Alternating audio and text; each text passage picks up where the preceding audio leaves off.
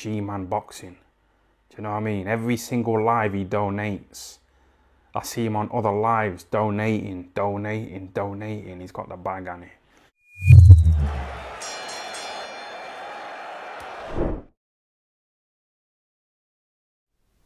Alright, people. So Terence Crawford knocks out David Avanesian in the 6th round. Brilliant counter right hand. It was one of his better knockouts, Terence Crawford, really, when you think about it. Normally he gets guys out of there, but very seldom you see it with one shot. Now, it was a very good knockout by Terence Crawford. It's an interesting one because I expected Crawford to beat Avanesyan. Avanesyan, he gave a decent account of himself. I don't want to say, look, he wasn't winning rounds in there, but he's definitely an improved fighter. I remember him a couple of years ago.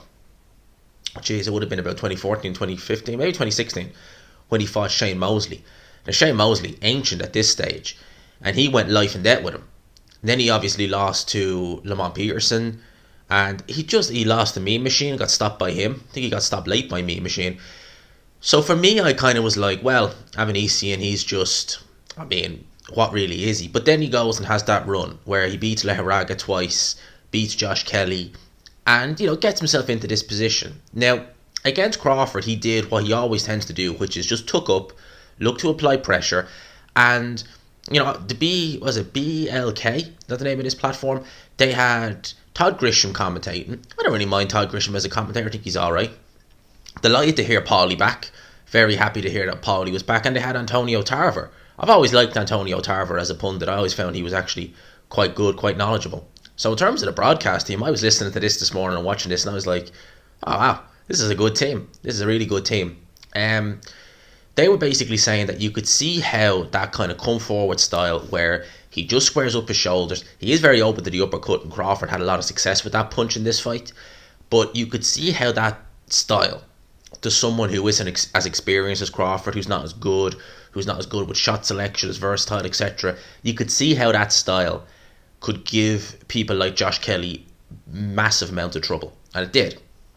Now in this fight, he did land a couple of shots on Crawford, landed a little overhand right in the first round, but Terence Crawford he always looked in complete control in this fight. There was never a moment where I thought, oh, Crawford's looking a bit on the, yeah, that was Spence, I'd be worrying. And there was never any of that in this fight, really. It always looked like he was in control. It always looked like Avanesian was given a lot of resistance. He was trying. He was landing a couple of shots on Crawford here and there, the odd hook, the odd right hand going to Crawford's body. But Crawford was just able to really control it at long range with his jab. He was switching up the styles quite well. Probably want to say he had his most success, even though the knockout came from a right hand. He had his most success when he was fighting out of the southpaw stance. He just seemed to be just on it when he was in that stance. And there wasn't a lot that Avanesyan could really do about it. He tried to apply pressure, but he was just constantly walking onto a barrage of jabs, barrage of right hands. It was kind of towards the end of the 4th round, start of the 5th round, was when Crawford really started putting a bit of meat on the uppercut. Now, if you're looking at someone like Avanesyan, and you see him with the very high guard, it can be difficult to penetrate that high guard with straight shots, but very easy to get through with an uppercut. It's one of the reasons why Chris Eubank Jr. likes fighting guys with that high guard, square up, shoulder square, charging forward, is because straight shots, if they're strong and they've got a really tight, compact defense, it's very hard to break that. Yeah, you can get a lot of shots in, and you can probably bruise up the arms, but it's very difficult to penetrate it when you start bringing the uppercut in, because it's coming directly past the arms. It's coming up through them, and you're very, very open to that shot. So Crawford started introducing that right about the 4th round, started the 5th round, and the knockout kind of came just like that, because Avanesyan was never buzzed noticeably in this fight up until the knockout. He never seemed out of his depth in there. Now maybe that could be that Crawford was just setting the pace that he felt comfy with, and he didn't feel it necessarily to step on the gas, because he won clean sweep of the rounds, in my opinion, going into the 6th. So it could have been a combination of two. Now I was looking at Avanesyan because Avanesyan tends to like to operate a kind of mid-range to close range, which is kind of the range that Errol Spence loves to get most of his work done. Have a cup of tea. I was out to get a cup of tea in the morning. But Errol Spence likes to operate at that range as well. Now, Errol Spence and Avanesian. Avanesian is probably even a bit disrespectful to say a pound shop Errol Spence. In that regard, Errol Spence is much, much, much better. So when I saw Avanesian having little snippets of success at mid to close range, I'm thinking, oh, well, if Avanesian can land a couple of shots, if he can get, if he can get around Crawford, if he can land a couple of shots over Crawford's guard, Errol Spence can do that too, and better. So that's going to be an interesting one. Now, it could be a case of Terence Crawford. He definitely was better than Avanesyan. I'm not going to say fought to his level, but maybe because he knew that he was just leagues above Avanesyan, he was like, look, he can do what he wants up close. Not necessarily do what he wants, but he can hit me up close. I'm not too worried because I've got, everything on this guy. Against Spence, he wouldn't be like that. I think he'd be a bit more defensively wary. So, go into the 6th round. And, Crawford towards the end of the 5th was really, really starting to come on strong.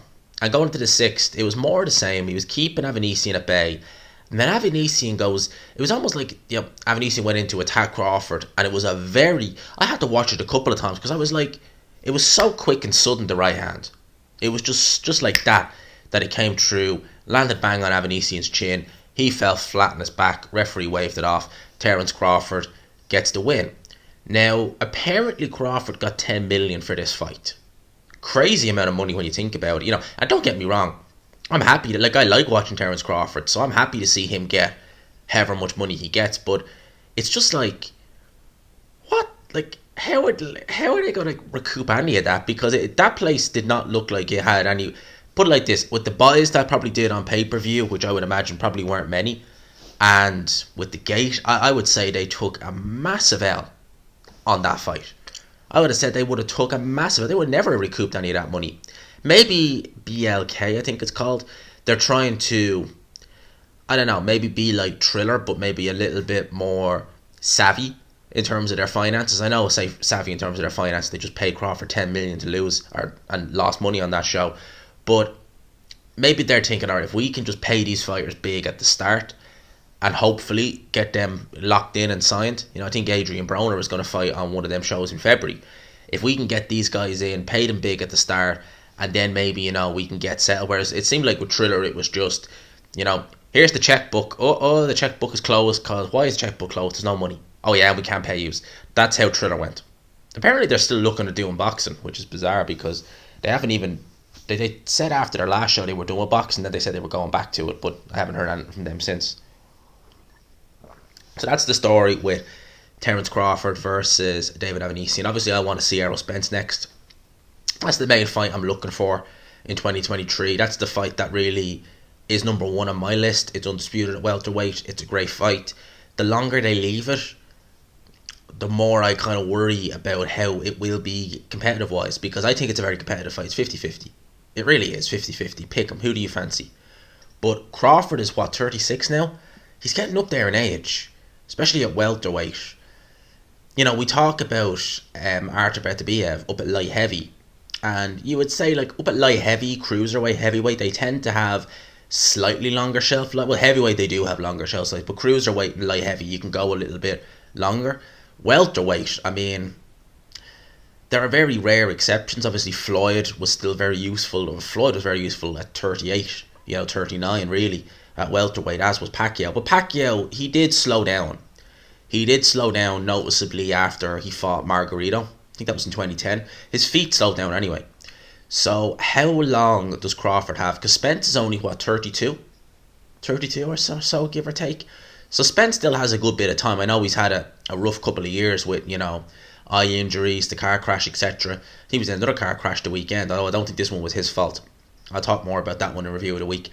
But I want to see both these guys when they're near their best. And I'm hoping we don't see Crawford start to decline. I'm hoping we don't. Anyway, that's my thoughts on this. Let me know yours in the comments below. I hope you enjoyed the video, people. Smash the like button if you could. Hit subscribe if you haven't already. For now, lads and lassies, I'll talk to you. Peace.